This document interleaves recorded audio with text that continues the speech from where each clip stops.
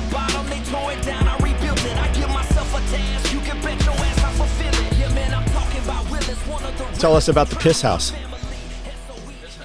What's the name of the product? Lamoureux Dirt. Lamoureux? Oh, so it's a real product. Yeah. You're just not in the Piss House. No, it's in the Piss House. It's in the Piss House. They sell it. It's doe dirt. And No, I get it. And boar dirt. I'm like, how do you get the piss from the deer? And he's like, I don't know. They buy it. It comes in these big Barrels. 300-gallon containers, IBC totes. Go to the source. Yeah, but how do they milk? Where do they get the piss? Go to the How do source. they milk the... Go to Like the source. if I went out to the woods and collected a bunch of deer and had them in cages here with a paddock where I collect their piss, somebody's going to take issue with that. Like, where are we getting piss from where you can just have deer in cages? I'm going to assume that it's synthetic. It's not real. That's Okay, a and lot. then what do we do A with it? 350-gallon tote of deer piss. Okay, once we have our 5-gallon water tower full of deer piss, what do we do with it? I think their secret is mixing it with wax, so the rain doesn't affect it. So are we buying all the candles mulch. from Walmart and fucking holding a lighter over them? And then they mix it with mulch, right? Yeah. Mulch, wax, and piss. Yeah. Well, I'm gonna go a step further, and I'm gonna use caribou, emu piss. Emu piss. And then why were You'll have a whole you? new invasive How big species. is the piss house? The warehouse is like 2 of yours. Yeah, that's big. buildings. It's big, Yeah. but I just know the guy, so he was like, "If you want to practice, take my deer piss place." Nice. Does it stink in there? It's awful. It smells like Do you smell smells like like it deer piss? afterwards? everything. You Smells so like your you smell ants. essence of dough all over you. Well, the crazy thing is, it's like when you get sprayed by a skunk. You become immune to it. Everybody else around you knows, but you don't know that you smell like skunk I mean, anymore. I'm eating pizza in there. Just Eating pizza in there. Oh, Jesus Christ. That I means don't wash my hands either. that means your instruments and everything got to be covered in the shit too. When he told me about it, I'm like, that's got to smell like I would expect Texas Chainsaw Massacre to smell. Maybe. The hills have eyes and shit. Did you play good music there? Do you still practice there? No. You're past deer piss Yeah, alley. Could we go back there? Yeah, Could we film a video in there? I'm sure. What would we do? I don't know. Make deer piss. We should do a workout video in there. Make a music video. Let's make a music video. Who will be in it? Vanilla Ice. Vanilla Ice for sure. We bring Tyler back. I don't think we can bring. I think we have to go get Tyler. Tyler needs to be on Homestead Apprentice. Actually, let's put a video together for Tyler for Homestead Apprentice. Okay, so here's your hook. Here's your hook, okay? Homestead Apprentice, right? You got real contestants and Tyler. And the whole time we do whatever we're doing and Tyler's doing it with all the things, the whole time everybody's like, he's not even a contestant. We don't know where he came from. Yeah. He's just some random dude that showed up. Do we have enough footage of Tyler that we could randomly put together a video of him? Probably enough to where Tyler could be The in the lost whole tapes? thing and not even be here. I like it. What episode is this? 59. Whoa, what happened What there? happened? Fucking episode 60. It's nice to break that. Nice to break those numbers up. Episode 60. I love it. Pulling the Thread Podcast, episode 59. What is going on, guys? Episode 60. What's up? You still got penguins out at your place? No, penguins are all gone. They flew south? It's all just a mud bog now. I got a bunch of rednecks and big trucks driving through the yard. Do you really? Yeah, because it's just a mud bog. But are they trespassing or like? No. You throw a little mud bog party every now and then. Got it. Yeah. Doing mud bog stuff. Mud bog stuff. I've had to use the 4-wheel drive in the truck more since it started raining than in the snow and ice. Yeah, burying it to the frame. Yeah. Yeah. So You got a spray out there? You got something to wash all that shit with? Do you go to your drive-in car wash and just fucking wash your shit off? I hit the car wash like 3 times during Snowageddon. Is there a old dude standing out there that's like, "Don't bring your muddy trucks in here"? No, they don't care. Really? He don't care. That's cool. Yeah. And so I hit it like 3 times, not because of the mud, because of the salt. Yeah, absolutely. The fucking salt that they put down. I know it's for a good reason, but for sure. I wash the truck religiously because of the salt. So I've lived here going on what, 20 years, 17 years? Jesus Christ, probably, yeah. Yeah. How long have you been here? I don't even want to know. It's been too long. Guess 6, 5, 8. Okay, 8 years. You've been here 8 years. You've seen winter before, Oh yeah, a couple right? times. We know what winter looks like. Yeah. Why in the fuck do they act every year like they've never seen fucking winter before? I don't know. They lose their fucking mind. This year was Worse, way worse. the interesting thing though, from my the perspective. people were worse, not the fucking event. But from my perspective, I drove every day. Yeah, everybody drove every day. I drove every day, and East Blue Creek does not get salt plow, nothing. So Correct, it's yeah. just an ice sheet. Right? Yes. I drove every day, and man, the amount of abandoned and off the road cars that I saw this year, I was shocked. I'm like, what are people doing? Right, what happened? I don't know. I think everybody is just thinking they can drive as fast as they drive normally. And then they get to the corner and they're just like, I'm going into the cow pasture. Woo! Yeah, I saw that everywhere. It's life choices. I mean, when you live rural and that you have ice, that you need a fucking 4-wheel drive truck, right? Just 4 high. We just drove around in 4 high. I actually left. This was a sheet of ice. The property was fucking ice for days. And I roll out in 4 high, drive to where I'm going, and then go to turn right angle into a parking lot. And I'm like, what's wrong with my truck? I was in 4 high. I forgot that I was in 4-wheel drive. I'm a little more risque. Okay. I two-wheel it. Okay. I two-wheel drive until I two-wheel drive until the tires. I two-wheel drive until it starts breaking until traction. I can't get up the hill or whatever, and then I'll put it in 4-wheel. I like sliding around a little bit on the ice. So, anyways, I'm a little risque. I two-wheel drive it a lot more than I probably should. But again, I don't drive 500 miles an hour. I'm not trying to stop on a dime. I don't, Yep. So. Would you say that this weather event here didn't prevent you from doing anything you wanted to do? No. I did more. I did more Yep. stuff because it was snowing. Yep. Because I like the snow. I get it. If you have to get up at 4 o'clock in the morning and drive to work, it can be a pain in the ass. But I really like especially the with weather. headlights on, it fucking kind of blinds you and shit. I really like the weather. I like that snow. And the thing about Tennessee that I like about it is 2 weeks, a week, Yeah. it's gone. Right? Yeah, we're talking about planting garden right now. like the aquaponic system is still frozen, but the water under the ice is flowing, right? Yeah. So the fish are still alive in there, even though it just froze. The rabbits had babies. I've got all kinds of brand new babies up there. The sheep had babies. I've got babies in the back here. I have no frostbite on the chickens. I did less to care for chickens. Like, we spend tons of money on straw, and I don't know why this never dawned on me.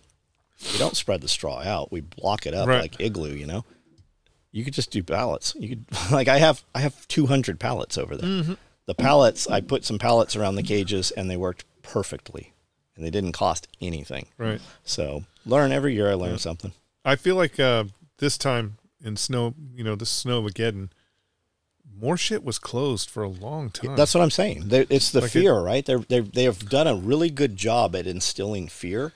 Like the post office was closed way longer than normal. We got mail on one day, which really surprised me. And then days when it wasn't, we didn't get mail. But I've not had a semi truck in here in 2 weeks. I don't know if it's fear because again, it didn't seem like fear. More than like, I don't want to go to work today. There's some ice on the road. Fuck it. Let's just close everything. Because a ton of shit. It was weird in Waverly. What was open? What was weird was what was Hold open on, let me and guess. what was closed. Every vape shop was open. Every place you could buy booze was open. The Chinese place was open. What did I go to? So again, the state, because I was trying to get a business license. The state and the county. You don't have to have a business license. Okay. Well, the things that are working to do, I gotta in order to get the thing, and it's all in my savings account, and I gotta pull it out to put it in the checking account. You need a DBA. But in order to get, anyways, the city, the state, everybody's closed. Yep. Everybody's closed. The courts were closed. Yep. McDonald's was closed on one day, but all these weird things were closed. And then, which never would have been closed through sleet, hail, or any kind of weather. Not anymore. And then there's a place in town called the Rooster, It's a small restaurant. Yeah. Blah blah blah. It's how I come into Yeah, town. It's a small restaurant in town. They were open every day, right? And they have just regular. It's like I want to say that it's 4 girls and a dude that are basically running that thing, making the food, serving the food. And one of the girls has just a damn a fucking what is she driving? She's driving a Mustang. And every day they were in there bright and early, no problems. When I drove, like literally, I went to, I can't remember what I was going to get, but I was driving past there. I was like, man, I really want to have breakfast, and I know they're going to be closed. And I'm driving past there, and I see 2 people walk in the front door. I'm like, holy shit, are they really open? Turned around, they were open every day during that. It's just weird what. That's what I always is open say. and what's People are not. like, what's going to happen with the employees? I'm like, the ones that shouldn't be here will be here, and the ones with 4-wheel drive won't be here. Won't be here. Yeah. Yeah. We had people show up and every day, and I'm like, hey, bro, nobody's here. Like, you can come in here and work, but there's nobody here. Like, of course, our dudes all showed up, every one of them, over and over. Yeah. So it was interesting, but I felt like I just didn't feel like it was that kind of storm. But the way they were acting, man, like, Yeah, it didn't feel we like didn't even we never even had power go off. I had it blink once, but that's it. Yeah, we didn't have power go off. We didn't have anything crush a fence line. Like, nothing happened. Yeah, it seemed like everybody. What it seemed like was everybody was ready for a snow apocalypse, and it snowed, but it wasn't the apocalypse everybody thought it was going to be. But they were like, "Well, fuck it. We already said we were going to take this week off because it wasn't individuals. Like, it was companies that were like, Whole entire companies. Yeah, just don't come in." It was weird. And I think that's a sign of the economy, right? I think that money is tight, so they are looking to drop payroll, and that is the excuse to drop payroll because most of them weren't paying those employees that were closed. Could be. I don't know. It was just weird. So, did you get any good footage? You filmed some stuff? I did film some stuff. I think.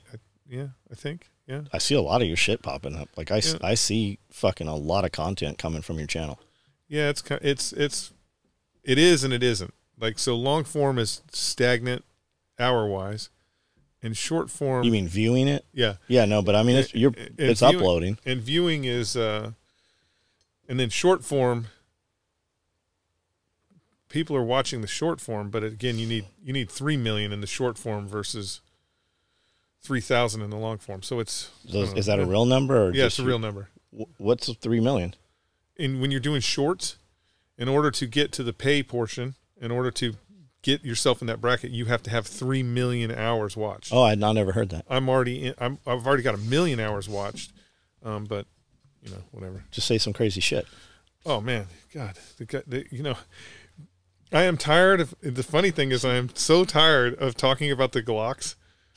That'll do it. I'm so tired about talking Glocks, but the Glocks is always it's the spike because everybody wants to put their jersey on and be like, start putting out some 1911 hate.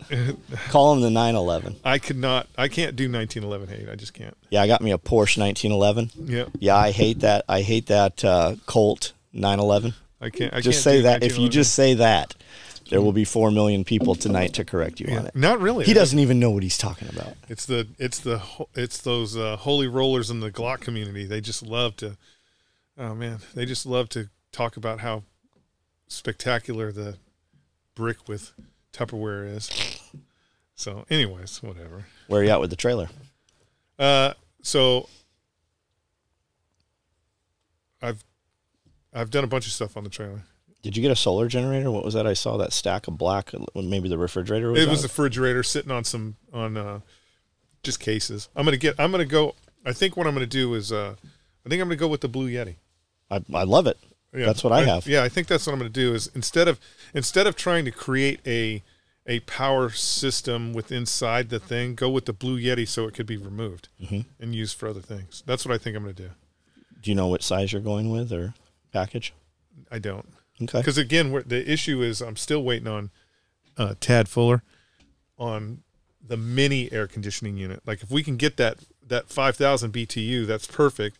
If we can't, I'm gonna have to put a 13,000 BTU on there, and that's gonna change how I do things. And then can the Blue Yeti even fire that up? I don't know. So we'll see. Anyways, that's what else is going on? Work, man. Work. Fucking just. Yeah, you got to catch up, don't you? Yeah, we were down for I don't know how many days we were. Well, I mean, we were missing people for the entire week. We had people here, all but a couple of days. But I mean, Amanda and I ran full time. I got on a machine, finalized that new pack.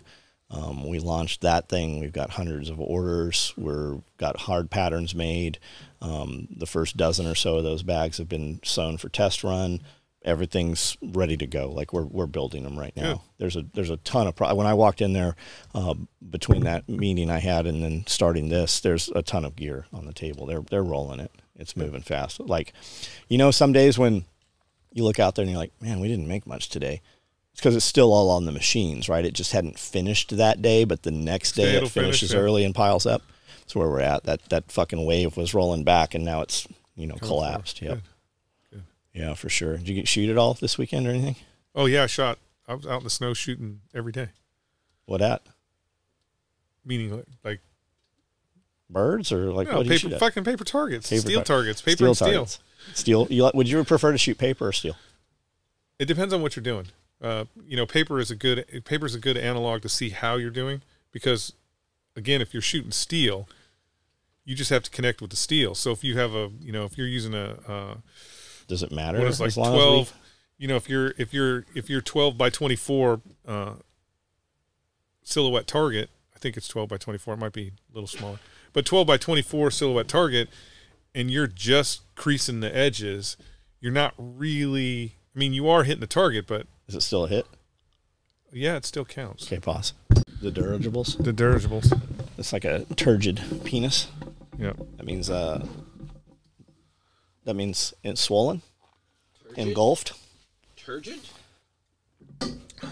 Okay. Anyways, 10 by 12 plates. Whatever. Does it matter? Does it really matter as long as you're hitting the human being? Does it matter where you're hitting him? Shot placement is a nice thing, but at long range, at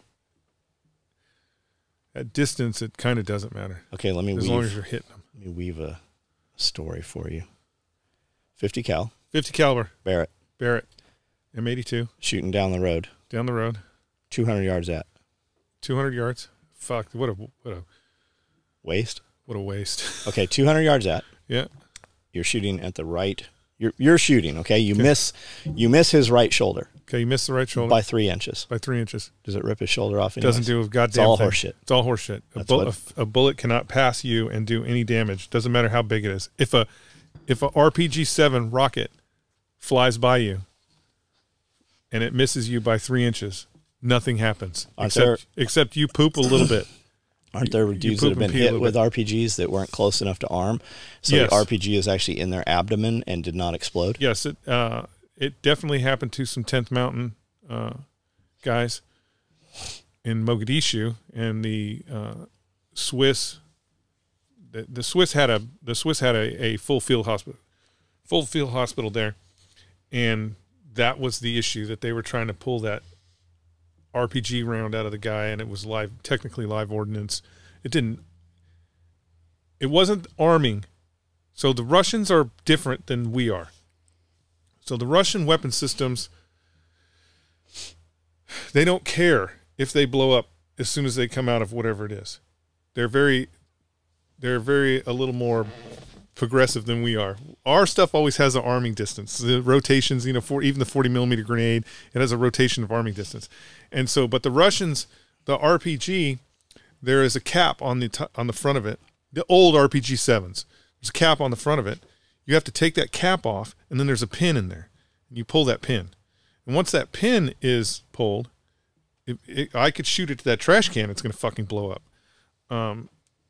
Well, the Somalis, either because they were high or lack of training, were firing RPG-7s without taking the safety pins out.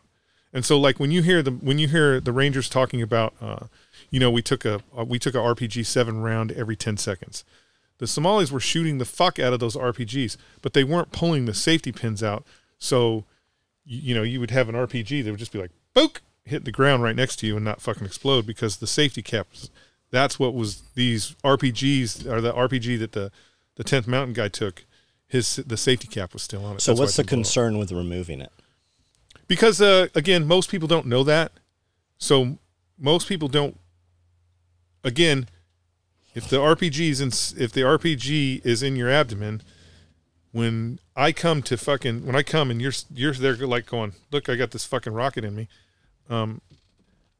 I don't know I don't know. Is it the safety catch is still on there? Did this thing just not detonate? So it's a fucking live piece of ordnance. So if you go fucking monkeying around with it, it can detonate. It's no different than like they in all the ranges, there's always unexploded ordnance, right? And you can go out there and do some stupid shit,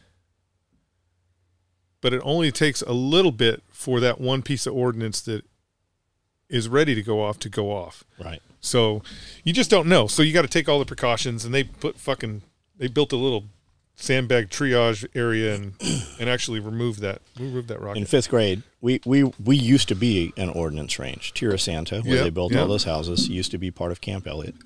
And every year it would rain, and ordnance would come up. Yep. And we would bring them home and have them on a shelf. Most of them were painted blue, but there was a kid named Corey. I believe he was in my class, if I remember right, in 5th grade, and him and his buddy were throwing something back and forth, and it exploded and killed 2 of the 3. Yeah, I think it was a 60 millimeter mortar that they had found. So for 6 years, 10 years after that, every year you would have crews come through there with metal, and they were always wearing white suits. Always. They looked like they were in hazmat suits almost. No hoods, just like white clothing. And maybe it was so you could see ticks or something. I don't know why, but they were always in white.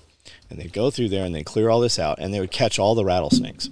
They would fucking get all these rattlesnakes, and they would release them in an area. And I remember going through there and literally coming down this single trail and having like fucking 15 rattlesnakes. Like, and you see them as you're passing them, and they're striking. And you see it kind of in slow motion. The Tierra Santa housing had a huge mouse problem, didn't it? No, we never had mice in the house. Like, I don't remember as a child ever having mouse traps. We had rats when I planted corn. I was just thinking if they were going through there and pulling rattlesnakes out and moving them somewhere else, they're taking away the fucking mouse predator. Yeah, that's true. That's true. You never really saw them around the house as much. I mean, you'd hear about it once a Probably year. because of all the asbestos that was in the house. The mice were No, we didn't have any asbestos. Like, it's all stick-built houses. the lead and paint shit. that was on all those military housing. So the reason I asked about it blowing the arm off, right? Yeah. You see this all over the internet. People are like, well, when you shoot a high velocity, then it's not even 50 cal. It's like the faster shit, smaller than 50. And Overton Windex, friend of ours, he made a video. He's like, okay, you fucking idiots. He's like, because he took some shot at, I don't know how long, dude. It's like ridiculously long, this shot he took, and he shot a quarter. And he's a big, like, he's got the big huge gun and Chi-Tac, or I don't know shit about it. But it was just interesting. I go, I'm gonna have to ask Jeff about this, see what he says. Yeah, it's not real. So it's not moving so fast that the vapor trail is gonna rip your body apart. There's nothing that we have in the inventory that you don't have to hit the target with. Like, for example, the fucking the M1 Abrams. Now, the M1 Abrams puts off a fucking spectacular concussion. So if you're standing right or left of an M1 Abrams when it goes off, it can fuck you up. Like, you can get a TBI from that shit. But if you're downrange and that Sabo flies by you, it just flies by you. That's all it does. It just flies by you, and you pee a little because you're going to hear that motherfucker whiz by you. So when you're too close to the Abrams and it goes off and it can give you a TBI, what does that look like? Like, so most when you think about hikes, when you think about TBIs, right? People who get TBIs from explosions, it's just a pressure wave. There's a fucking huge pressure wave that comes off those explosions. And it shakes your brain inside and your it head. fucking moves your brain. Well, basically, because your brain is sitting in fluid, your brain moves, your skull doesn't, and so your fucking brain is just smashing against the side of your skull. It's like football. Is it like you see that dude 6 months later and you're like, boy's not quite right? Or is it like you see him 6 months later and he's wearing a fucking helmet? No. It depends on the level, because you really, when we talk about TBIs, I know there's going to be Corman out there that's going to be like, what the fuck are you saying? When you're talking about TBIs, you're really talking about concussions. We were giving ourselves concussions. So there are severity levels in the type of concussion you are because of how close or how far away you were from said explosion. And then there are severity levels on how many concussions you get. So, you know, an EOD tech, if he's just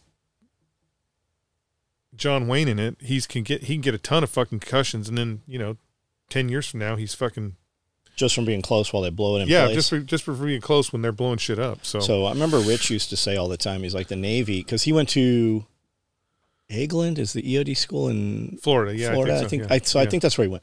And he's like, the Navy is the only branch that actually disarms. Like nobody else. Maybe I'm misremembering this, but most of the branches, they just blow everything in place. They are not ever going to disarm. Yeah. Whereas the Navy actually disarms ordnance, or has the ability to.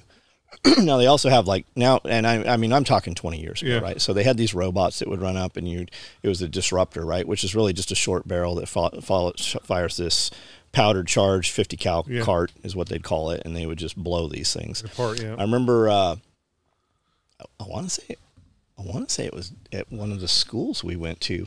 San Diego Sheriff's was called in for this box that was moving around. It was a bomb scare. Bomb squad came in and blew this fucking box in place, and it was a box full of fucking kittens.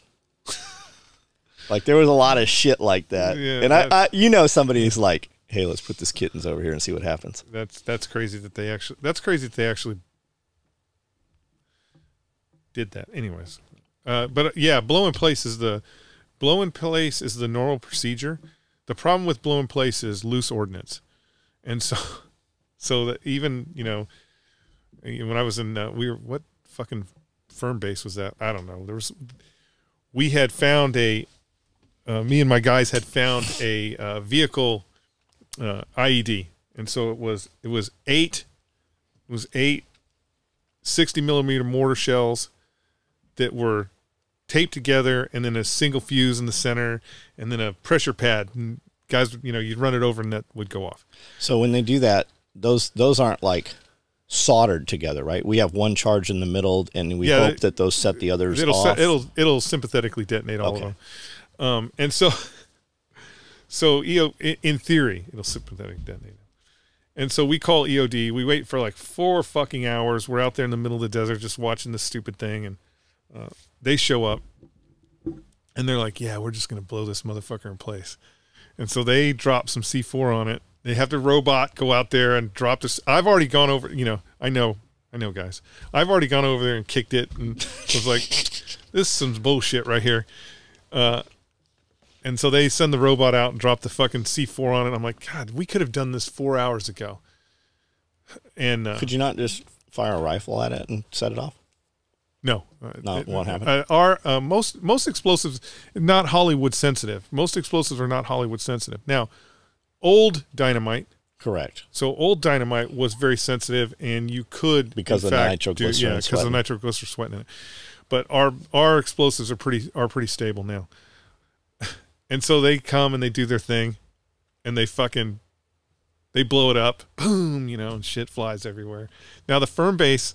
Our little firm base was 100 yards away from this thing, and so boom, they blow it up, and then you hear over the radio, the comms from the firm base. They're like, they're fucking attacking us.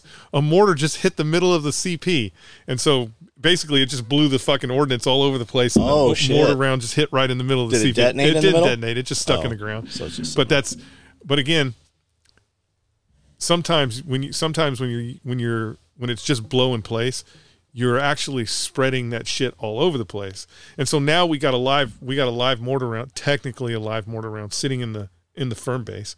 And these EOD guys were like, nah, man, we got another call. You guys are going to have to handle that shit on your own. And they just fucking take off. So a little more EOD trivia. they like to say happiness is a smoking hole, right? Because we blew it in place and it left this depression. And they would all have these stickers, happiness is a smoking hole. So you would always change that H to a P, and we would just put a P over. So their sticker always said happiness is smoking pole. We got rich with that quite a bit. I bet. Yeah. All the time. I bet. I think he got it tattooed incorrectly even. Not really. No. He reached out. I've heard from Have you? Rich. That's good. Maybe a he's year still ago. in San Diego. We do have a Patreon question that I'll go ahead and bring up though. Right now? You might know from a man named Chris Hayes. Said, when you guys going to have me out for the podcast? Oh, Chris, he's too busy blowing. He's too busy making blowing snow, mad money making snow. Like he makes. Again, I may have said this last week. I think he makes enough money that he's serious about coming out here to do the podcast. I'm serious. I am serious when I said I really feel like I need to get with Kubota, get me a tractor, move up to Park City, and undercut him by half, and I will still be making a fucking fortune. I'll bet you could just roll out there for fucking 3 months and just fucking work with him and make a fortune. I am sure he would subcontract. Where would we put him? Would he sit in the middle? Or would you more want him on your lap? Would you bounce him on your leg like old times? I think I would have to sit on his lap. He's the rock star. Yeah? Yeah, he's everything that Chris touches turns to gold. I said you were going to a class. I thought you were going currently. I thought you were gone at this a class. Weekend, yeah. And I said, man, I haven't heard from Jeff. I think we're doing tomorrow because I haven't heard we're not. He's like, what the fuck is Jeff going to a class for? I go, man, you guys used to go to class. There's always something. He's like, what is Jeff going to go to a class for that he's going to learn at a class? I go, I think he just likes to shoot. You learn a lot. You still learn. You still learn a lot. I'm always under the, again, outside of financial constraints. I don't care what the class is. So if you have a class and you want Jeff to come, sponsor him and bring him out. I don't care what the class is in the shooting world. Long gun, short gun, pistol, shotgun. I don't care what it is. It could be taught by boo-boos, right? There could be a class out there that is really a boo-boo class. I'll still go if, obviously time, money, and all that is time and money is the constraint, but I would still go because it's about manipulation. It's about me firing that gun and manipulating. What if they want you to do some silly shit? Well, here's the thing. If you have a brain, you can assess whether the silly shit is applicable to the real world. And as long as it's safe, I don't care. You want me to fucking roll on the ground and shoot my Beretta over my head like that? Okay. But it's not like, again. Are you really showing up to class with a Beretta? No. I mean, I guess if the class was. Didn't Beretta make a 1911? I don't know if they did or not. I'm not bullshitting. I think Beretta really made a 1911. I don't know if they did. But anyways, you should be smart enough to be able to go through a course of fire that is not applicable in the real world, and then go, okay, I don't need that. I don't need that thing, and just move on. But the key is the key is getting out and shooting your weapon. There's definitely a difference between me going, getting out on the range here in Waverly and doing what I want to do, right? I'm shooting the way I want to shoot, the targets I want to shoot, how fast I want, and then going somewhere and them requiring you to be under time, requiring you to shoot in positions that you don't like to shoot in because you're fucking old and you don't want to sit on the ground anymore or whatever. Now you're being required to do those things, and that's just increasing your ability with the weapon system. What I'm shooting at, how I'm shooting at, can be technically boo-boo, but I'm using all the manipulation, right? I'm reloading magazines, I'm unloading and loading, I'm clearing malfunction, I'm doing all the things that are important in a real gunfight. I know some of those guys are going to be rolling over their grave. The period of instruction is not really that important. Once you have been in the system long enough to understand how your firearm works and all that, So I remember at SOTG 30 years ago. What is that? 30 years ago? It's been forever, yeah. At SOTG, I remember a bunch of you guys had come back from, I think it was Gunsight. And I'm like, what the fuck are you going to Gunsight for? You're like, we go everywhere, man. It's training. Yeah. We go to shoot. And he goes, we learn something, and if it's better, we actually implement it into the program. And I remember Yeager saying that. Yeah. Yeager went to any class that he was invited to. He showed up, and he paid to go to most of the classes that he went to, and you'd have some curriculum or something. And I remember James always saying, like, part of his fighting pistol was don't go stupid places with stupid people and do stupid things. And a dude had come through class, taken class, and then he started teaching classes. And he's like, don't go stupid places, stupid people, do stupid things. And I was very angry at this dude for years. And finally, I told James that. He goes, oh, I got that from Farnham. I'm like, so that wasn't it? He goes, no, everybody gets something from somewhere. You just say it so many times, you forget where it came from. If it's applicable, why do we care? Give credit while you have it, and then eventually it just becomes yours. And if it works, we implement it. Why would we not want to change what we're doing if we can do it better just because we learned this piece over here? And like, I remember, didn't you guys go to Thunder Ranch at one point? Yeah, we were going to Thunder So Ranch. And James was like fucking great friends with Clint Smith, and they hung out all the time. And there was no, like, I was there when Clint, hey, you guys coming out? And like James hooked up. They have all got cop rigs and stuff and invited us out there and shit. Like, there was no anger anywhere. Like, there was none of that, man. Everybody, and that stuck. And I remember when he told me that, I'm like, yeah, I remember Jeff saying that like decades ago that, yeah, we go everywhere, man. It's training. Why would we not go? Why would you not want to go? Why would you not want to go to train? It doesn't matter what the training is. But on that lines of don't go places and do stupid things. That was Steve Tarani. So Steve Tarani, The knife dude, the fucking knife ninja, the fucking dude would touch you 50 times before you. Anyways, but he started doing. He worked for the government to teach this stuff. And that was his big thing when people would talk about how do you win a knife fight. don't get in a knife fight. Don't get in a knife fight. Everybody's getting cut. Don't get in a knife fight. You be more situational aware of your surroundings so you can move your principal. Because at the time, I think he was working with Secret Service. You can move your principal out of the way of ever having to be in that situation. So again, that's kind of that whole thing. People will always be like, "What gun are you carrying?" I'm not carrying a gun. Oh, they get all crazy, and I'm like, hey, go places and be places where you don't feel like you have to carry a gun. Yeah, people on the live feed are always like, yeah, I feel like I need a gun. I'm like, you need to move. Yeah, I mean, it's not that I don't carry a gun. Like, yeah. Again, I'm getting ready to make this big trip to Texas. I'm going to be well heeled for that thing, but I don't need to carry a firearm to go to the Waverly Walmart. I know people are going to be like, you never know when some shit's going to happen. But you do. But even still, you know how many fucking weapons are inside of Waverly Walmart? But you do carry one, right? Yeah, I do carry, yes. But it's just not, I feel like, for most of those people who fucking decide that they want to shoot up a Walmart, I feel like a can of beans is all I need. That's it. I just need a can of beans. What movie was that? I don't know. Didn't somebody bean someone in the head with a can I just need a can of beans. There's the reality is most places there are weapons and opportunities all around you. You just have to choose the weapon and opportunity that you're going to use. So I don't know. Again, like I'm when I drive from Waverly to here, do I really need to carry a gun? But you have one. There's one in the truck. Yeah, but is there one with you right now? Nope. Bullshit. There's not. What am I? Brandel, go nuts? You go nuts? I'm not worried about that. What do I need a gun for? Go to places and be places where you don't feel like you have to have a gun. That's the key. Or have better friends. The beauty of Tennessee is you just assume everybody has two guns on them. Yeah, I mean it's crime. The crime is. I mean, maybe not Memphis, but I mean we don't have no bullshit happening around here. It's a life choice, guys. It's a life choice. So, again, I don't know. It's like people who carry 90, anyways. It's just a life choice. I'm usually close to a gun, but I'm not always feeling it. What's the class you're about to take?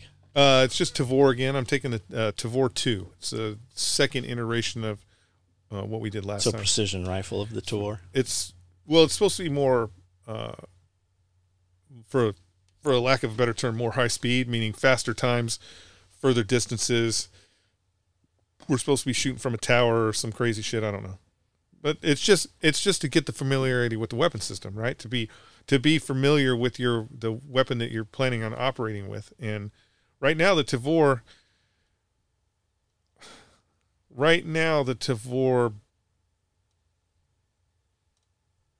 I feel like it's the way, especially the way I'm shooting. So again, I've been shooting a fucking AR-15 platform for 45 years, right?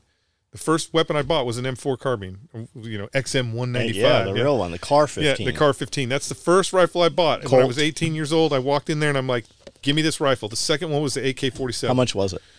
Fuck, I think it was $300. Yeah. It was cheap. And so those were the first guns I owned, and so I've been shooting that platform for a long time.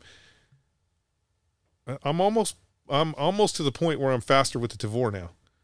And that's just one class.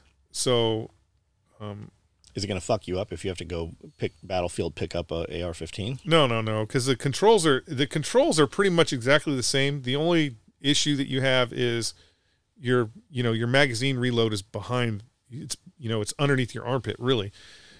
But it's not gonna. Again, people get too wrapped around the axles about what kind of firearm manipulations and all that. Yes, if you're going to be an IPC shooter, you want to make sure you're shooting the same gun all the time because it's about speed. But really, in the combat realm of things, they're all just tools. Just know how to use the tools. Who makes it, Tavor? Well, it's made here in the United States now. IWI makes it. IWI. Yeah, IWI. So is that who brought in the Uzis? Didn't they do Uzis? Yeah, they do Uzis now too. Yeah. And Desert Eagles or something? Mm-hmm. Is Tavor that you currently have right now, if you went over and picked up an Israeli Tavor, are interchangeable? Same thing, basically? I'm not sure, because there's two iterations of the Tavor. There's the X95, which was specifically made for the American market because we complained about the magazine reload, or where the release for the magazine was. And then there's the SAR. The SAR is the original gun. And I think the Israelis are still using the original SARs. I don't think they're using X95s, but I'm not 100% sure on that. I have both. I've got the SAR and the X95. It's just a training issue. It's a training issue. So on the SAR, the magazine release is actually behind your hand. So you just hit it. You just hit that and the magazine falls out. Where with the X95, what they did is they put the controls up forward, so when you're hitting the magazine release, it's almost like an AR-15. So they basically, the X95 was the American version of the SAR. And I don't think the Israelis are using it because they built a shit ton of SARs for the Israeli army. But the Israelis are using their SARs are 10-inch. They're using little guns. Is there currently fighting going on in Israel still? Yes, there's currently fighting going on in Israel. Like door-to-door tunnels and shit? Yep, door-to-door tunnels. The Israelis I don't know if I can tell you that. Anyways, there's a bunch of shit that the Israelis are getting ready to debut in the world that is going to change the way we fight. So are they using those guns? Yeah. Oh, yeah, the thing about the Israelis is they're a smorgasbord of weapon systems. We give them so many M4 carbines.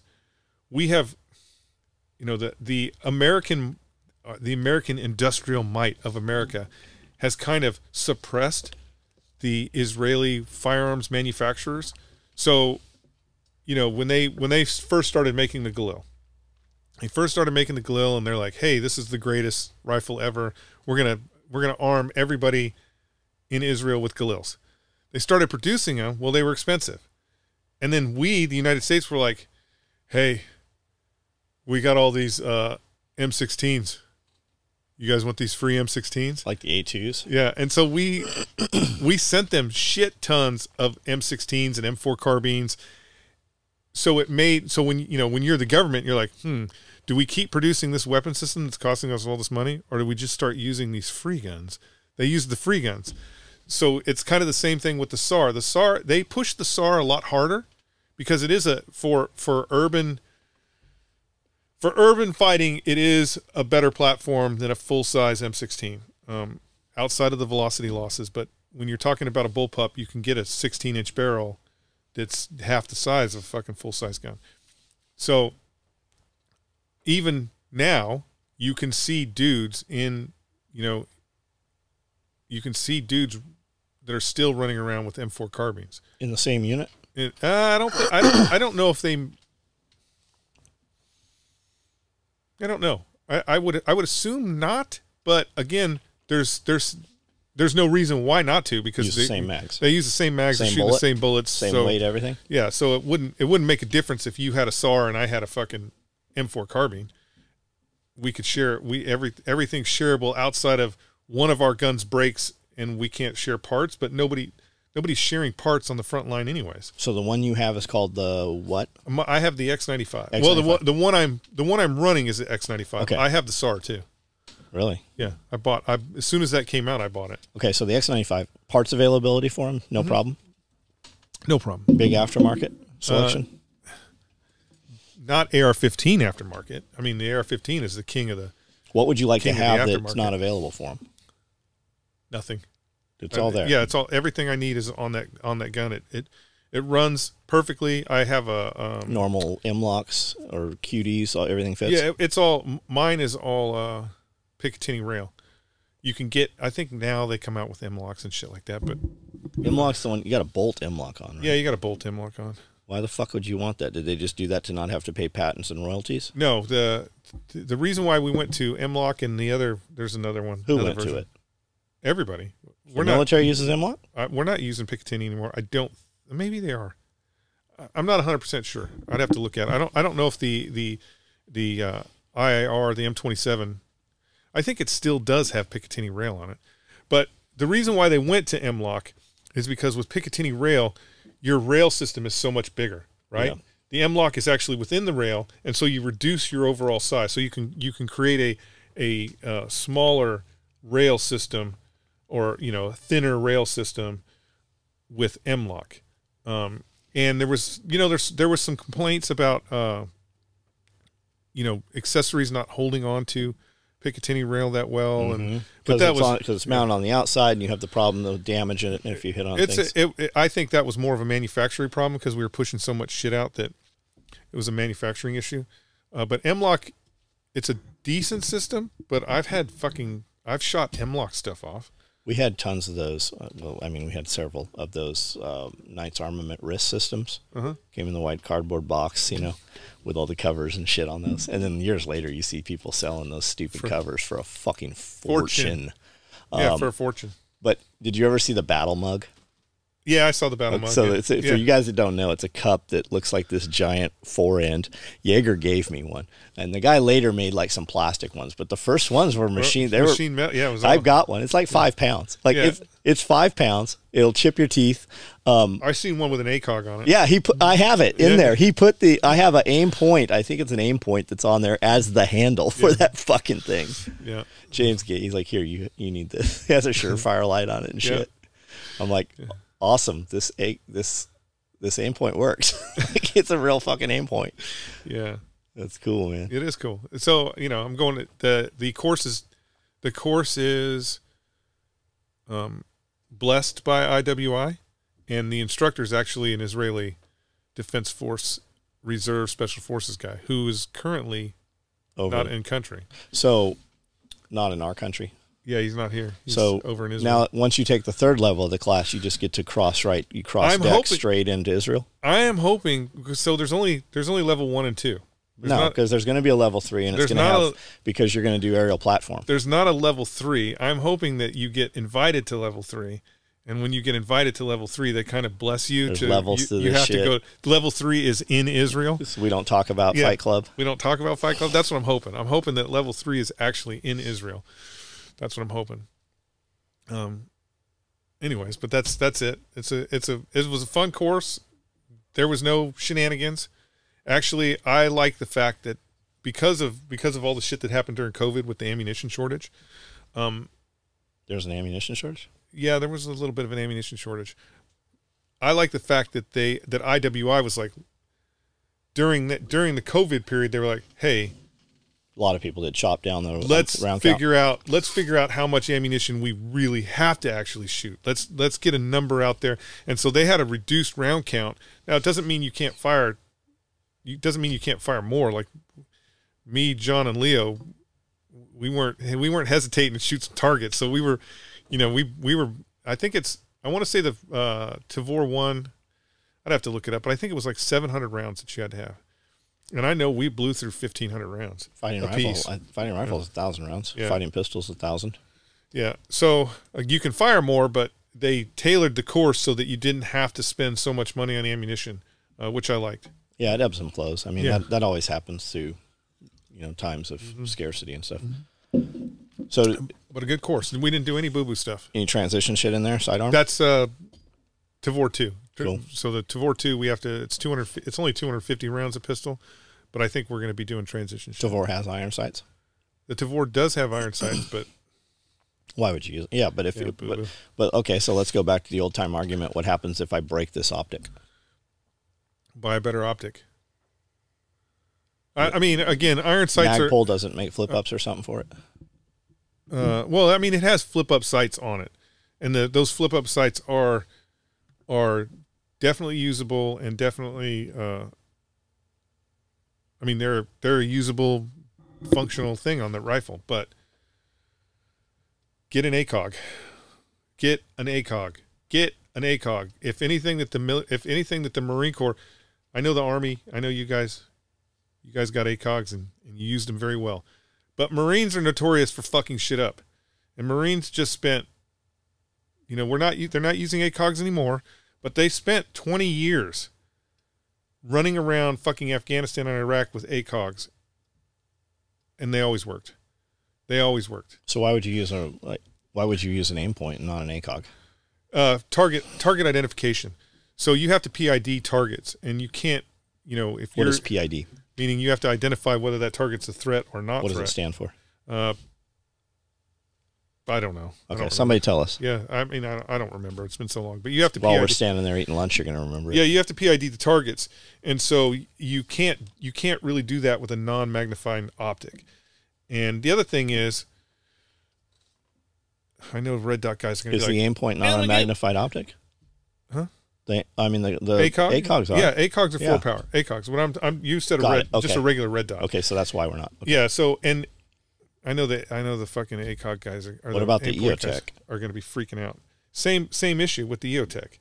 In order for you to be able to identify targets at distance, friend or foe, you're going to have to put a magnifier on there. So you're putting this secondary item on your weapon that flips in and out of your field of view, and it's again, I know people are going to freak out.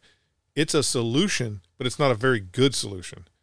It's just another piece of fucking thing that you got to carry around, and another thing that's getting snagged on shit. It's a solution, but it's not a very good solution.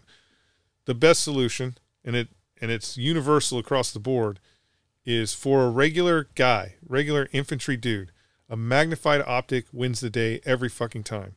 Now, I get it. If you're fucking Force Recon or you're fucking Delta Dan and you're going to be kicking indoors and doing all that, a red dot is way better, right? When you're doing your 25-yard square-based stuff, red dot is better than a magnified optic. But in the real world, the magnified optic wins every day. It's kind of like when we went from the MP5s to the M4 carbines. Right, when we left the MP5s behind in the CQB roll, Safety on, safety off, to get to the M4 carbines. The reason, I know people are going to argue, they're going to be like, yeah, but the reason why we left the MP5s behind and went to the M4 carbines had nothing to do with 9mm versus 5.56. It had everything to do with actions outside the target site. That's what it had to do with, is actions outside the target site. So the MP5 inside the house ruled the day. But once you go outside of the house, if you have engagements that are outside of the house, that MP5 just doesn't have the fucking ass to fucking engage long-range targets. So why not just make an M4 carbine and use that all the way through? And then when you're outside your target, when you're outside your objective, you have that fucking power that you wouldn't have with the fucking MP5, right? And that's why we did that, was because of the actions outside the target site. Because, Force Recon guys want to shoot people outside too, not just trailers. But they don't. Yeah, they don't get to the Not trailers. The not just MSPF trailers. guys. Yeah, the MSPF guys. But But again, that's why they have the 203s. yeah, again, it's just it's what kind of fight are you going to be in? And while a lot of guys fought World War II with submachine guns. Grease guns. Yeah, the fucking And Tommy guns, man. the fucking M16 is. Do you have a Tommy gun? I do not have a Tommy gun. I don't have a Tommy. What? How do you not I have a don't- Tommy gun? I don't have a Tommy gun because you had to have a fucking 18-inch or 16-inch barrel on that thing. I'll bet And they're so- laying in the hills. It looks stupid. Didn't we have moonshiners and shit? Yeah, I'm sure. We probably got to go further east for that. The Tommy gun looks stupid with a full-size barrel on it. You have to. The only Tommy gun that is acceptable is the M1 version. I'll bet if you went to Virginia and you just knocked on old doors and found grandmas, you're like, you got a Tommy gun? Oh, this thing? Yeah. They're out there. You just got to find them. The only acceptable one is the. I don't know what barrel length is on a fucking M1 Tommy. A 1928 or an M1. I think they're 10-inch maybe. Didn't somebody have some crazy Tommy guns in inventory someplace? Florida. Is that what it was? I think there was a I don't know if it was a company or a sheriff's department, but they had 10 original FBI issued I think this Tommy guns that were in the cases and That's it. everything, and That's just nice. And they were fortunately those guys were able to transfer them work somehow. the system and transfer them into the real world. Which why not? Why the fuck not? Come on. So is the ATF. ATF about to be ended? Didn't something just happen? Chevron deference or something? We will see. But Chevron deference. My TBI is showing. That's not even getting. I know people keep bringing it up, but the fucking Supreme Court's not even gonna. They're not even gonna have that ruling out until fucking June or July. Isn't it the Supreme Court that just said Texas has to take down the fucking barbed wire? No, they didn't say that Texas has to take down the barbed wire. They said that federal officers can cut down the barbed wire. And it was Comey Barrett was one of those deciding votes for that. How the fuck did that happen? It's them saying that the federal officers can cut the barbed wire. Here's the issue. They just fucking The loaded that park up with more. Yeah. The issue is this, and this, here's the thing I was not even thinking about when I keep talking about the election and the possible possibility of not having a good transition of power. You're in bleeding Kansas right now. I did not even think about what is going on in Texas in the fact that the Texas National Guard guys are enforcing Texas law against federal agents. The federal agencies are not. So the reason why we have this problem is Doesn't Texas have something of their own called the Texas Guard that is not the Yes, Texas National Guard? That's what they're using. They're not because most people don't understand. Don't they have aren't they in a number that's more than many countries' militaries in just in Texas Guard? I don't know. I don't know if that's true. Okay. But the issue that is going on in Texas that people don't want to. I don't know. They don't want to admit, right? Joe Biden and his cronies don't want to admit this. Is the situation in Texas is the only reason why the National Guard is there is because the federal government, the United States government, is not enforcing its own laws, its existing laws. They're acting as smugglers. So the federal government is not enforcing its existing laws, and because of that, the state of Texas is having to create laws to enforce in order to meet the law where it's supposed to be at. And what we are doing is we are fighting against them from being able to enforce the law, which, again, guys, the law has to be equal across the board. If you are a federal officer, if you're a federal agent, or you're in the federal government, you're AOC, and you don't like the fact that it is illegal for illegal immigrants to come across the border whenever they fucking feel like it, what you need to do is you need to pass a law that says they can come across the border anytime they want. Not ignore a law that's already on the books, because the law has to be equal across the board or the law does not matter. And I don't think so. I don't think there's a, here's the thing. Nobody knows who fired that first shot. I know, but I don't think that the guys in border enforcement for the federal government, I don't think that they are dumb enough to actually go toe to toe with. Well, they showed up with a bunch of equipment. Yeah, but again, it's all for show. What we're doing is what we are all trying to do is bluff our way through the door. But they're at a point right now where if they just turn around and they're like, okay, you guys win, then they have no power. They're fucking hollow. Well, here's the kicker that most people don't want to pay attention to is they don't have any power. Right, absolutely. Yeah, they don't have any it's power. Perceived power. Absolutely. Yeah, it's just perceived power. They don't have any real power. There's, if voting only works because motherfuckers show up to vote. If Abbott decided he was going to arrest all those whatever the border enforcement officers are down there, which he should, there's nothing that they could do about it. There's nothing they could do about it because they're out. They're at this point they are outgunned. So there's nothing they could do about it. What are they going to fucking pop off and shoot a National Guard soldier? That is the catalyst that not only gets rid of Fort fucking Sumter moment. I don't know about Fort Sumter moment, but it would be a fucking issue. And especially with Texas the way the way it is right now. To do that to Texas, the seceding from Texas. It would be one thing. It would be one thing to have that kind of scenario happen in California, because California would do everything it could to cover it up. But you're talking about Texas. Texas loves Texas loves to tell everybody that it's a republic. Texas loves to tell everybody that, we don't need you. You need us, motherfuckers. So again, I think everybody is just posturing. When I say everybody, I think the federal government is posturing because they can't lose this fight. They can't lose this fight in the sense of we're already pushing from a federal government perspective, especially the Supreme Court, even the Supreme Court. We are already pushing to states' rights matter more than federal rights, which is the way it should be.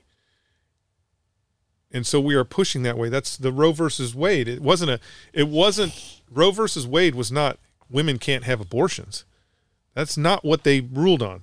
Contrary to what the fucking stupid left wants to tell you. That's not what they ruled on. What they ruled on was the people should have a say in that thing, that the federal government shouldn't just be able to blanketly tell everybody what they want to do.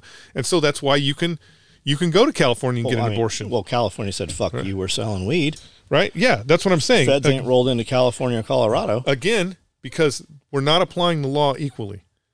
And that is the problem with the federal government right now.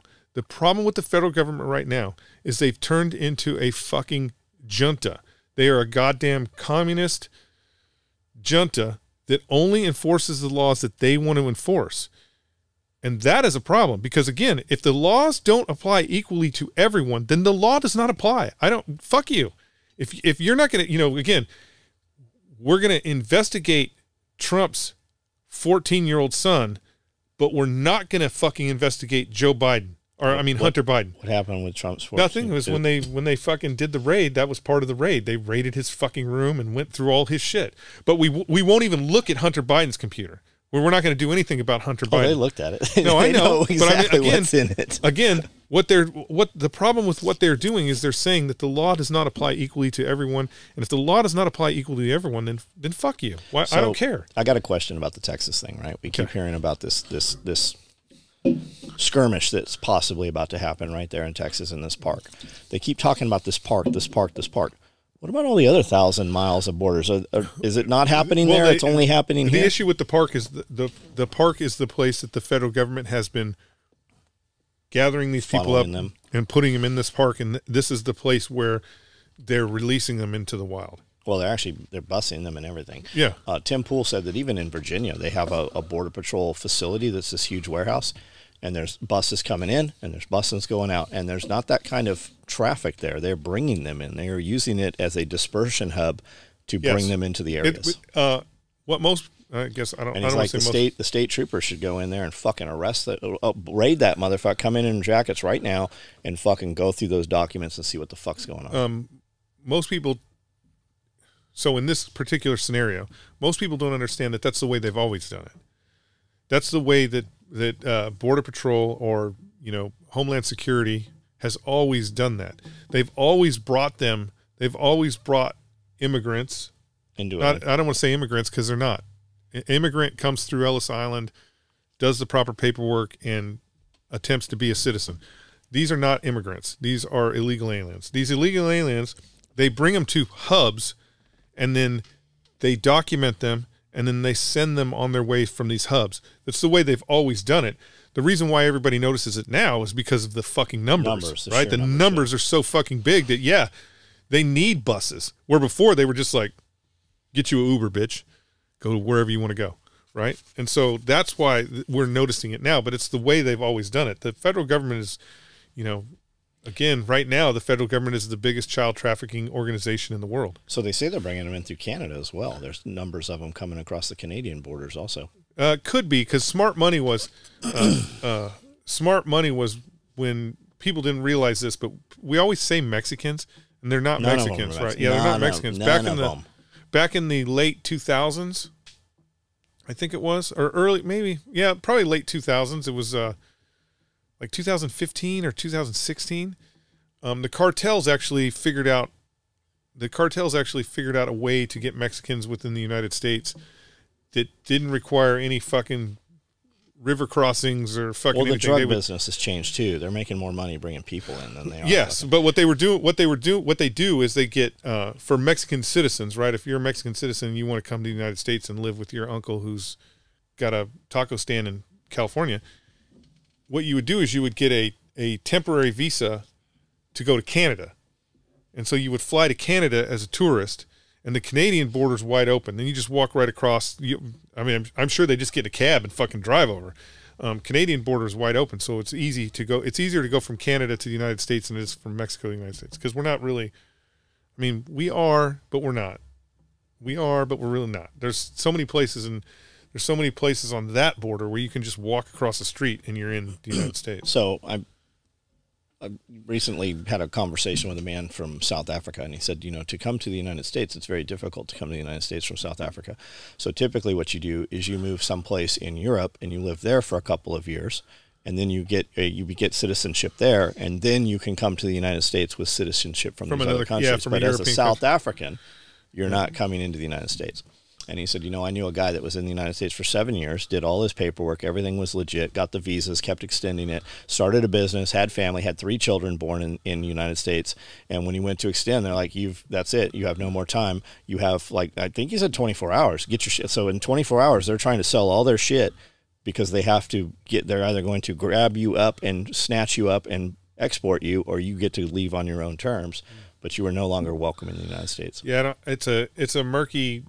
It's a murky black hole that the federal government is. Well, they don't do anything. That's why I go, you're the wrong color, bro.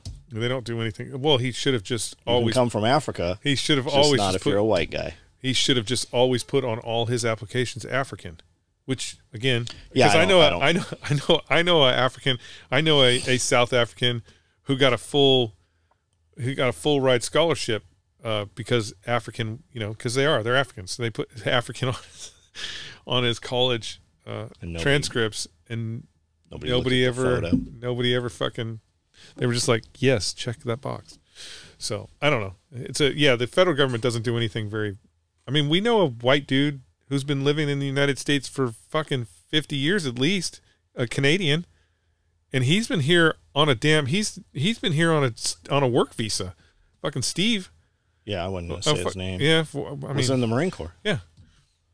That should be, again. That should be it. You want to come in, that should be your gateway right there. That should be past the citizenship. They really, you know, when people are talking about, you know, there's a bunch of people that are up in arms about, they're bringing in all these illegals because they're going to put them in the military. Okay. You ain't in the military. You're not fucking out there. If some fucking dude from Ecuador wants to come here, maybe the United States needs to create a foreign legion. I don't know. But if some dude from Ecuador wants to come here, and he gets here, and they're like, hey, bro, you can be a citizen if you do 4 years in the fucking Marine Corps. Okay. What the fuck? It's not like joining the Marine Corps. It's not like getting in the Marine Corps or the Army or the Navy or the Air Force. It's not like any of that is just fucking easy. It's not like those guys aren't out there forward deployed in the middle of some shithole somewhere right now. Even the Air Force, there's some Air Force bases out there that are fucking ratty. That they're just out there partying and having a great time. They're, for the most part, the military is suffering equally. Why not let that guy do 4 years and become a U.S. citizen? Better for the country if they become a U.S. citizen than if they live illegal in the barrio for the next 20 years. Because that guy is going to get out of the military, and chances are he's going to be a productive member of society, and he's going to pay taxes, and he's going to help this country grow. Where the fucking welfare kings that are down there collecting all that fucking money, who are doing nothing for this country, doesn't make any sense. Create a foreign legion. That's what I say. We create the biggest foreign legion the world's ever seen. Would we let them in the United States? What do you mean? The Foreign Legion. France doesn't let but that's fucking Legion in. That's because the Legion tried to. I think it was second. I might be wrong, guys, but it definitely was a parachute regiment. It was a Legionnaire parachute regiment. Tried to take Godal. I can't think of his name. Tried to take the president out. Tried to take his ass out. And that's why the Legion. 50 something. It was like 54 or something. Do you remember Seychelles? Yeah, I went to Seychelles. It was a great time. But do you remember when they were going to overthrow Seychelles or whatever? Oh yeah, that was Mike Hoare. That was the ultimate mercenary. Mike Hoare was going to take over Seychelles. When was that? 80s? I think it was 80s. And what's in Seychelles that he was going to take over? I don't know because we went.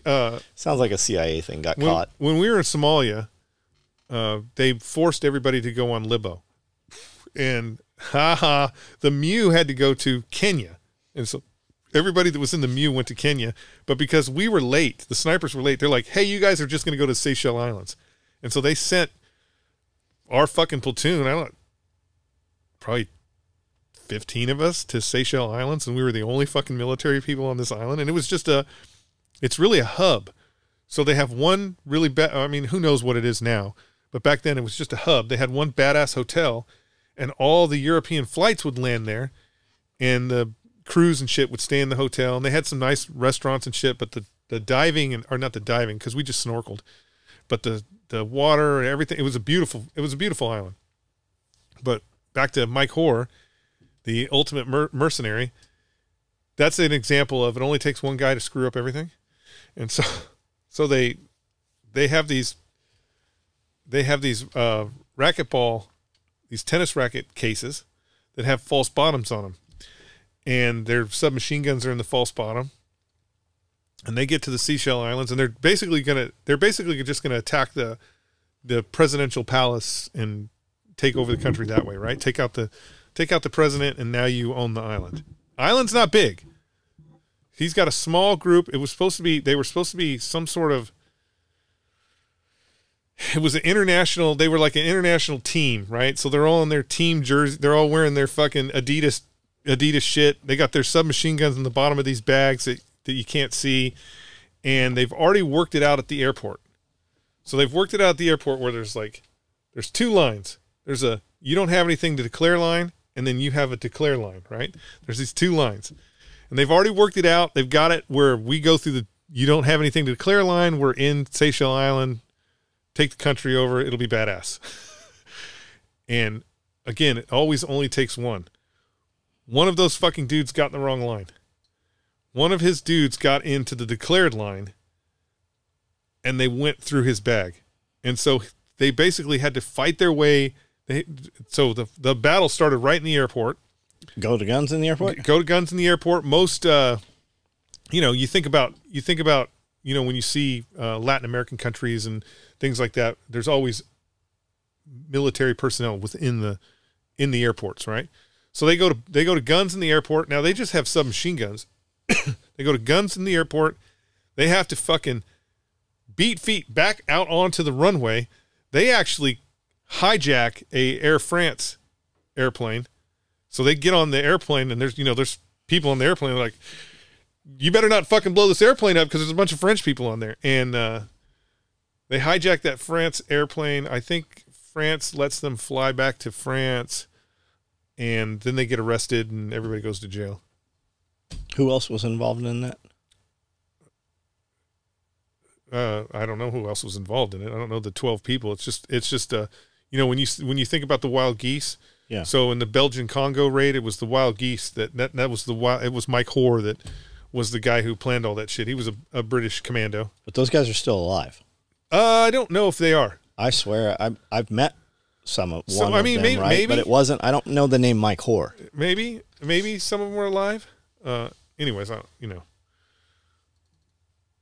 that's the Seychelles Islands. When somebody tried to take Billy over the know island. those guys? Maybe. I mean, because they did a lot of crazy shit in the Congo when being a mercenary was big. They did a lot of crazy shit in the Congo. It was actually Belgian paratroopers who did most of it, but I was on a podcast right before this. I was interviewed on a sewing podcast that has nothing to do with this, but talking about how I started and sewing and building gear, and it was Soldier of Fortune magazine. Yeah. Remember? And you remember as a young man, you would read those magazines, and there was like job wanted postings in the back for fucking mercenaries. Yeah. The good old days of print media where you could just go to Africa and be a mercenary. So Carrie Lake, You know who Carrie Lake is? I know about her ran from for governor in Arizona. yes. It has come out that they definitely pulled some shenanigans to keep her from being. Went to court. I think they're still waiting for some court hearings. Somebody approached her when all this was going on and said, hey, the powers that be want you to step aside and remain quiet for a couple of years. They're willing to get you a job at any firm that you want, super high paid. We just need you to be quiet. And this is a video. There's a video of this. Now my question is, why are we just now seeing this video and not seeing it 10 months ago or whatever? And it looks to be her recording it. And the dude says, I don't remember who he is, but they had it all in the video when they were discussing this over the last couple of days. And he says, they're willing to give you a job anywhere you want, any amount you want. We just want you. And she goes, this is bullshit. This is about getting rid of Trump. This has nothing to do with me. And she goes, and he's like, just play ball basically. And she's like, why don't you do the right thing and fucking come clean with this? And he goes, because they'll make my car go. And she's like, so like right there, I mean, and these are two people that are very well known. So if people well known like that are in fear of being blown up or executed or assassinated, I mean, imagine when they come to just a normal person with some information and they're like, hey, you better shut the fuck up. Yeah, I don't know. I don't know the answer to that question because I've never been in that. I don't want to say I've never been in those shoes because I've had the umbrella of unknown thrown over me once in my life, but I always think like if you came to me, John, and you were like, bro, you need to stop doing the podcast. We're going to do something else. You got to stop doing the podcast, or they're going to blow me up. I would think it was funny because I'm like, who's going to blow you up? Who's running around sticking dynamite under cars anymore? They just, I don't know. I don't, I'm not trying to diminish any of that, but it's one of those things where I think Bill Gates is evil. Okay. And I do believe that if Bill Gates wanted somebody killed, he could have somebody killed. But I also don't think it's like it's like spy versus spy out there where they're making threats like that. Cause in this current world, Do you not believe that all You the don't have people to kill- associated with Hillary Clinton that have mysteriously died were some of them were assassinated? I don't, who knows? Who knows if any of that's true? I mean, it sucks to be a friend or confidant within the Hillary circle because they die from really crazy ways of getting killed. But I just don't know, because I think that there's, especially in today's world, there's so many other ways to make you irrelevant without. There's so many ways to make you irrelevant and make what you say non-important, because it's almost to the point where we're at the point where if I'm going to use Donald Trump as an example,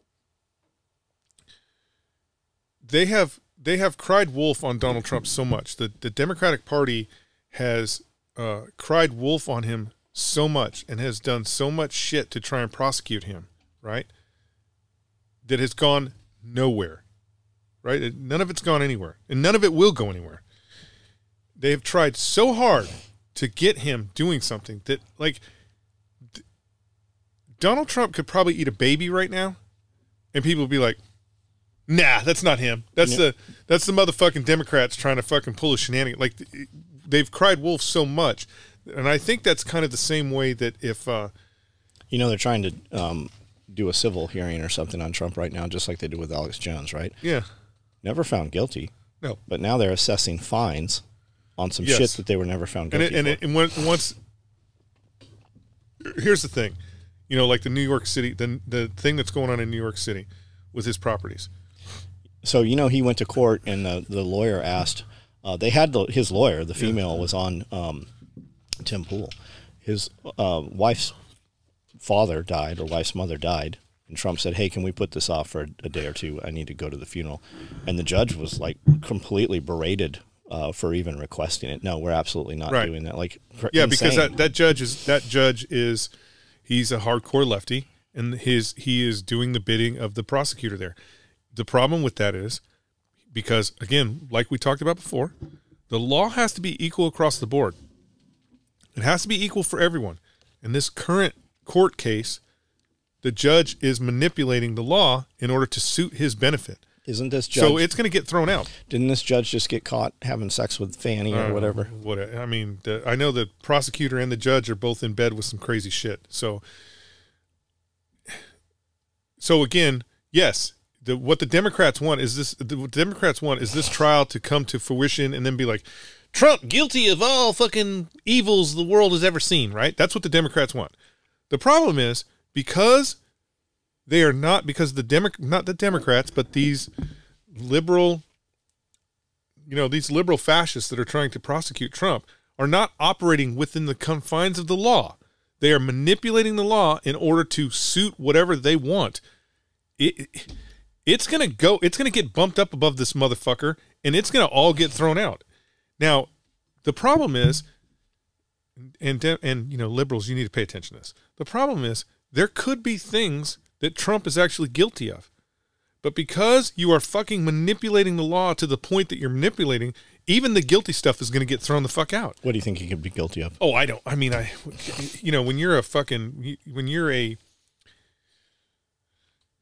when you are dealing in real estate and you are financially, when you're dealing in real estate and you're dealing in the type of real estate and money that he is, of course but he wouldn't even know about it. But you know as well as I do, right? If they want to get you, they're going to get you, right? There's something, and he probably wouldn't know about it. If there's not anything, they'll plant it. If there's not, they probably wouldn't know about it. Trump probably wouldn't know about it because of the way those things are executed. But still, to attempt to prosecute somebody for 6 years, this is just junta, fucking communism. What does junta mean? It's the type of law that they use down in South America to fucking destroy their political opponents, right? And so since we're just going after our political components, here's the thing, if the United States were somewhere else, if we were somewhere else, and this was going on in the world, the same exact shit in the world, the United States would invade the United States. We'd be like, what the fuck, you communists? We're going to wipe out your whole government because you're fucking prosecuting it's just bullshit. And the thing that's crazy, the thing that is really crazy is if the Democrats 6 years ago, like when Biden got elected, if the Democrats would have went, Trump's irrelevant. Like if they would have went, Trump is irrelevant. Go ahead and have your fucking parades. Go ahead and have you're fucking irrelevant. You're a former president. He probably would not have the same popularity that he has now. Like the Hispanic and the black community are going nuts over him because they see him as them, because here's the man trying to prosecute this guy for no fucking reason. So they as far as whoever was behind this playbook on, we'll just keep prosecuting him until we find something, dumbest move ever. Like he would probably be irrelevant right now from a standpoint of the next president of the United States.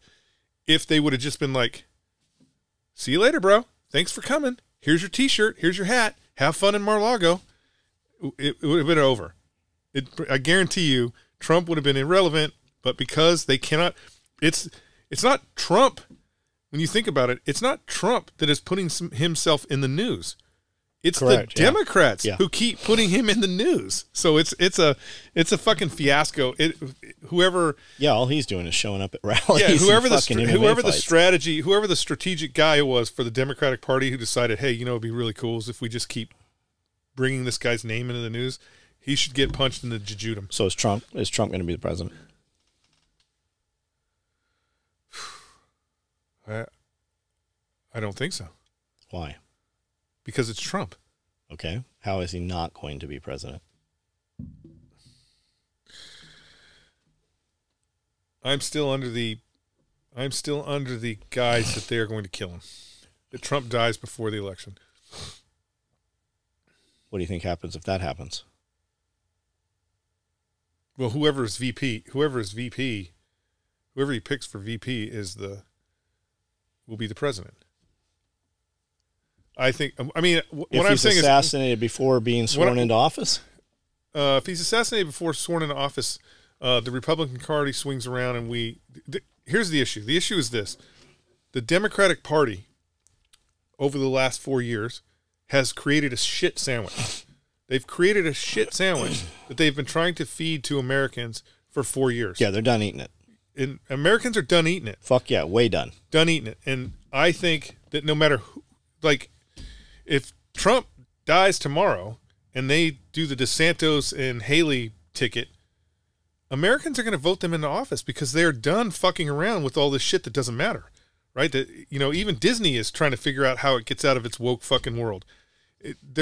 Americans are done with that shit, and so I don't believe that the Democratic Party. I don't believe that the Democratic Party believes that they are going to survive this election, and I don't believe that the Democratic Party wants to survive this election because, again, from the Democratic Party's perspective, it's much easier to be in the cheap seats. It's much easier to be in the cheap seats going, those motherfuckers don't know how to do anything for you. Those motherfuckers ain't helping you. Those motherfuckers ain't doing the roads. Than actually being in charge and everybody going, you motherfuckers ain't doing anything for us. You don't know how to fucking build roads. You don't know how to fucking create infrastructure. You don't know how to create jobs. It's always easier to be in the cheap seats. And the Democrats love being in the cheap seats because they get to yell and scream and they don't have to produce shit.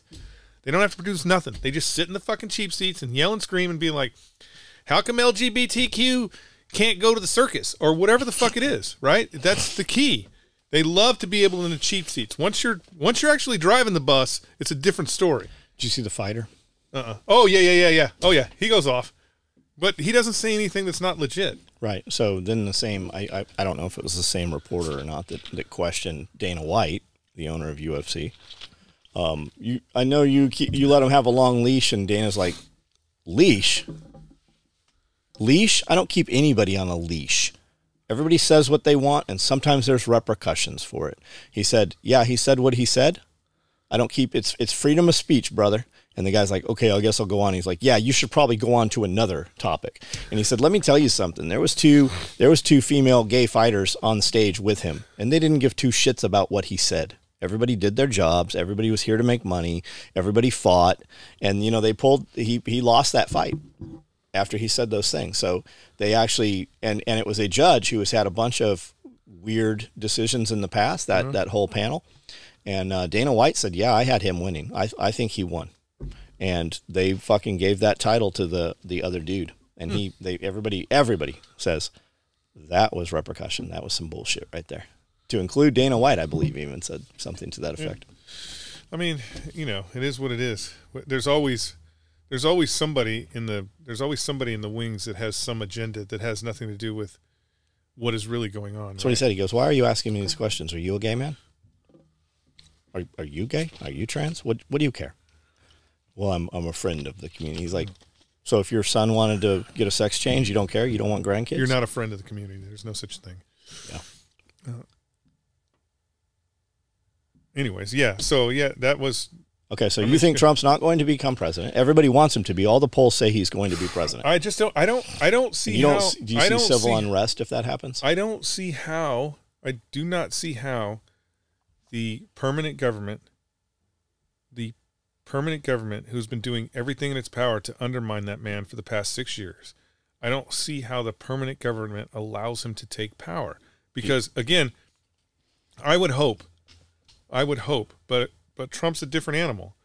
I would hope that the transition of power would be fine.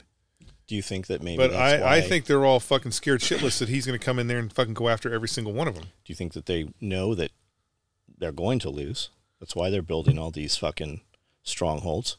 Well, yeah. And they also know, just like their boy Epstein, as soon as they stopped protecting Epstein, the gloves were off on Epstein. I don't believe he's dead. I don't believe he killed himself. His brother says he's definitely not dead and didn't kill himself.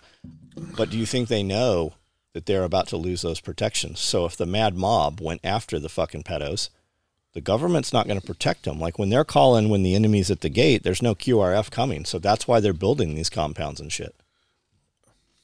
They're about to be fucking eaten. Again, they spent a long time. They spent a long time trying to undermine an individual that does have the capability to be the next president again. Yeah, Teflon. And so you would have to be worried. Like if you're the fucking head of the CIA. Think about that. He's the Teflon Don. Yeah, if you're the head of the CIA, you would have to be worried that there's going to be retributions for what you're doing. But I would hope, and this is the thing. This is the thing that makes America great. It used to, but because we've created these religions, we've created these two polar religions, I don't know if it's possible. The transition of power needs to be smooth and without a problem. It just needs to be transition of power. Biden needs to collect his depends, get the fuck out of the White House, and let Donald Trump move in. And I would hope that Donald Trump... Barack's not going to let that happen. I would hope that... Oh, Barack... I mean, come on. Barack's on the microscope. He already killed his chef. They're going to run Big Mike. No, they're not going to run Big Mike. That's the threat they keep throwing out there, but I don't think... She's actually out speaking about it Yeah, right now. but she's not... She ain't got it. She talked too much shit. She ain't got it. Oprah would have a better chance because she could... Really, Oprah would have a better chance because she could do like a book club thing and everybody would vote for her. I believe that Donald Trump right now should be, if he hasn't already done it, he should be writing letters to all the heads of the permanent government, FBI, CIA, DOJ, and being like, there's going to be no retribution. You're just going to retire as you know you should, and that's going to be the end of it. Because I guarantee you they're all shitting their pants on what the fuck he's going to do if he becomes president of the United States. Did you see Glenn Beck talking about Trump and who the vice president's Yeah, gonna be? Vicky. Oh, Vicky. Well, he called Trump. He's like, yeah, Trump called me. And they're like, what? Yeah. He goes, yeah, I talked to Trump. Trump called a bunch of people and said, who should my vice president be? I like what Vivek's saying. Do you know that it came out, of course it did, it came out last week, that Vivek is highly invested and made millions of dollars off of a company that had the tech that put out the one of the vaccines for the COVID. Yeah, he was deep in the vaccines. That's why I've always thought he was kind of there's a couple reasons. Trojan horse. There's a couple reasons. One, because if you go back to the COVID years, he's a masker, he's a motherfucking vacciner, he's pushing that whole agenda. You think he is vaccinated? Oh, I don't know if he is. I seem to recall hearing him talk against it. He may not be, but that he may have not be. But if you are pushing it on other people, sure, that's the problem. Really, Bill Gates should have been the first motherfucker to get vaccinated, and I should have been the one to give it to him, so we know it's real fucking shit. But two things. One, so do you know that there's a bunch of politicians overseas right now? Yeah, they're in trouble for not getting the vaccine. Yeah. No, they for lying. Yeah, it came out that they fucking took a placebo. Yeah, didn't take the real shit, and these dudes are like in prison right now over it. Yeah, there's retribution. I mean, it takes time for the law to catch up to you, but there's retribution. But so Vic, COVID years. He was definitely pushing all the same agendas as everyone else. And then post COVID, during this election, right, during this process, he said every fucking thing that Trump said, but worse. So Trump never was like, we're gonna close the fucking we're gonna close the FBI, we're gonna shut these motherfuckers. He never said that. This guy said even worse. I don't know. He said even better. You mean? Well, okay, you can say even better, but what I'm saying is, from a perspective of the liberal He media, ramped up what he was saying. he to ramped up. another He level. fucking totally ramped up. He totally ramped up Donald Trump's rhetoric to another level, and did not get deplatformed anywhere. Good point. Anywhere, meaning he was on. He could have been on the goddamn View. Donald Trump couldn't have been. So either you are really dangerous, or you're not dangerous at all. And I believe he wasn't dangerous at all. I believe that. I mean, who knows? Again, I don't live at his house. I don't know what he speaks behind closed doors, but just those two things. Him being a fucking, pro-vaxxer, and him not being deplatformed tells me that there's something in the middle there. There's something that people aren't talking about. That rhetoric might not have been true. So I don't know. I don't know. What's his name? You just mentioned him. Glenn Beck? Glenn Beck. Glenn Beck told him to pick him as his VP. Yeah, I listened to Glenn that. Beck wants him to be his VP. So that was on Valuetainment. Yeah. Did you watch that clip? I think that's where I saw it on Valuetainment. Yeah. Yeah. But Glenn Beck wants him to be his VP. Again, I'm not sure, right? If he's the Trojan horse and Trump gets elected, then you can kill Trump right after the fucking election. So Valuetainment is Bet David, who I've spoken about a lot. He has a company called Monect. Have you heard of Monect? Okay, so it's a thing. You get on Monect, and it's kind of like Patreon. Okay, so you get on Monect, and you have your little bio there, and you set your price, and your price is $100 a phone call, $20 a phone call, whatever it is, or it's per 5-minute block or whatever. I think it's per minute, and people can leave a message for you, and you can call them and counsel them or talk to them, whatever. There's comedians on there. There's business people on there. So if you are on Monect, which is there, it's a fucking growing rapidly, and you just put your shit on there, and people that want to talk to Scully put in their debit card and call you, and then you get most of the money out of that. They keep a portion of it. Yeah, of course. You interested in that? That's actually smart. It's very fucking smart, because he said, Bet David said, years and years and years ago, I went to see a lawyer, and he's like, it was only 10 minutes, and they bill you in an hour. And he's like, but I was only here 10 minutes. He's like, I'm a lawyer, bro. And he's like, someday I'm going to be paid by the minute for what I do. I'm going to make that value.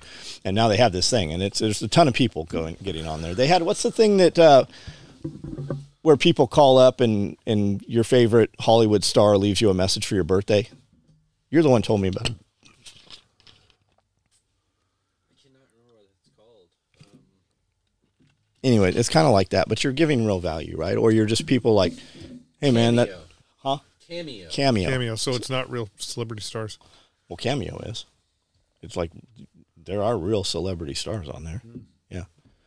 But Probably just voice the actors. Monect thing's pretty interesting. I've No, not looked very deeply it's a into great it. idea. The reason why I say it's a great idea is because we are, as a society, we are getting further and further away from our tribe. Yep. Because they amplify the voice of the fewest, the craziest shit. But people want to have a personal connection. Mm-hmm. And so if you have to, That's why they show up for Self-Reliance Festival. They come from all over the fucking world to come here to be a part of that. yeah, people want to have a personal connection. And if you have to pay a little bit of money to have a conversation with somebody that you want to have a conversation It with. weeds the bullshit out. It weeds the bullshit out, but also it gives you that personal connection that you don't have if you're listening to this, right? I would pay money to have a conversation with somebody I want to have a conversation with right now. I would pay a bunch of money for it. Yeah, But- I mean, could you imagine if somebody that listens to Joe Rogan every fucking single day to be able to actually speak to him? Yeah. I'm sure a lot of those conversations are just like, what's up? Mm-hmm. What you doing? I'm not doing anything. But again, I can see that. I can see the value in that because, while technology has given us the ability to interact with people all over the world, we're not really interacting with anybody. The technology is it creates a super fake identity for everyone. And you just don't have that personal connection, even though you watch John get up at 4:00 in the morning and feed chickens, and you know what he does all fucking day. You feel like you know him, the reality is he doesn't know you even exist. And so if I had the capability to call you on the phone and be like, hey, I'm Scully, I really like your chickens, there's a good chance that John's going to spend 20 minutes talking about his chickens. So now we have this personal bond. We have connected because I've actually talked to you about the chickens, right? Yep. So it's a great idea. I mean, it's a great idea. The only problem is, the only problem I see with it is I can see how quickly it could turn into a full fucking time job where you're Well, it absolutely talking on the phone all day long. Well, it absolutely can. Yeah. You can give as much value, and you can also get as much in return as you want to make. You'd be talking to people all day long. Yeah. So, and I wonder, you know, what would be kind of neat is if, I mean, we kind of do it here, but from that perspective, if you could do like